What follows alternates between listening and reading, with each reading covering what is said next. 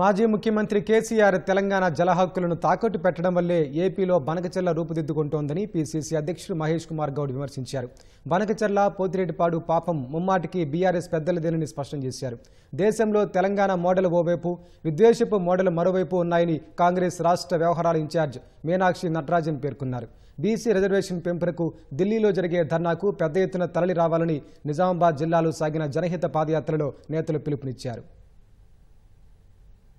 రాష్ట్రంలో కాంగ్రెస్ చేపట్టిన జనహిత పాదయాత్ర మూడో రోజు నిజామాబాద్ జిల్లా ఆర్మూర్లో సాగింది.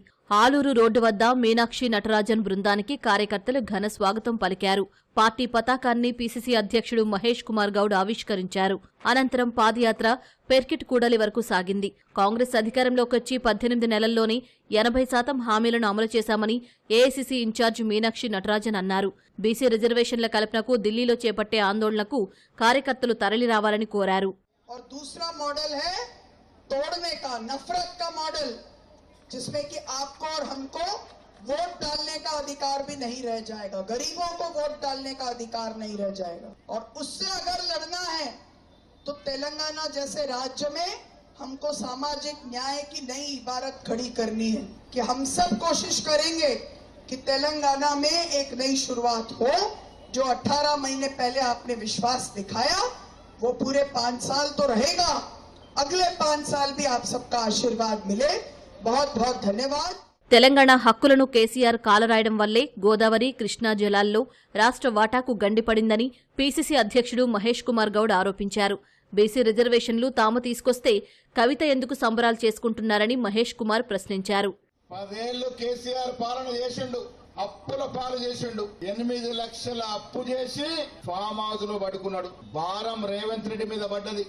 అప్పు 6,000 కోట్లు నెల కడుతూనే మీకు ఇందిరమ్మ ఇల్లు ఇస్తా ఉన్నాము, 40 లక్షల చక్కెర క్యారెట్లు ఇచ్చాము, సన్న బియ్యం ఇస్తా ఉన్నాము. కేసీఆర్ కి అధికారం పోయిందని నిద్ర రావట్లే. కేటీఆర్ అయితే పిచ్చోడై తిరుగుతా ఉన్నాడు. అబద్ధాల మీద అబద్ధాలు ఆడుతున్నారు. అధికారం పోయింది, మనసున పట్టట్లే. ఇరిగేషన్ ప్రాజెక్టుల మీద అబద్ధాలు ఆడుతా ఉన్నారు. బనకచెర్ల పాపం కేసీఆర్దే. తెలంగాణ హక్కుల్ని కాల రాసినారు కాబట్టే ఇలా బనకచెర్ల రూపుదిద్దుకోబోతా ఉంది. ప్రభుత్వం చేపడుతున్న సంక్షేమ అభివృద్ధి కార్యక్రమాలు, వాటి వల్ల ప్రయోజనం పొందిన లబ్ధిదారుల సమాచారాన్ని గడప గడపకు తీసుకెళ్లాలని మంత్రి దామోదర రాజనరసింహ సూచించారు. స్థానిక సంస్థల ఎన్నికల్లో గెలుపొందేందుకు పార్టీ శ్రేణులు సమన్వయంతో పనిచేయాలని నిర్దేశించారు. మనము చేపట్టిన పథకాలు, రుణమాఫీ, అదే రకంగా గృహజ్యోతి, ఇందిరమ్మ ఇల్లు అంటే అన్ని జగలు ఇచ్చినప్పుడు అన్ని కాన్సెప్ట్లకు వచ్చింది. కానీ మనకు సమాచారము లేదు.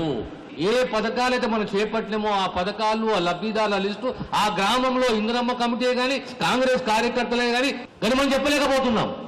రాబోయే స్థానిక సంస్థ ఎన్నికల్లో ఈ సమాచారాన్ని తీసుకొని మన కాంగ్రెస్ కార్యకర్త, మన కమిటీ గ్రామంలో కూర్చొని ప్రతి ఇంటికి పోయి ప్రతి ఇంటిని కట్టి వారికి అయ్యా నీకు రుణమాఫీ జరిగింది, నీకు గృహజ్యోతి వచ్చింది, నీకు సీఎంఆర్ఎఫ్ వచ్చింది, నీకు ఎల్ఓసి వచ్చింది అని చెప్పే స్థాయిలో మనం ఉండాలి.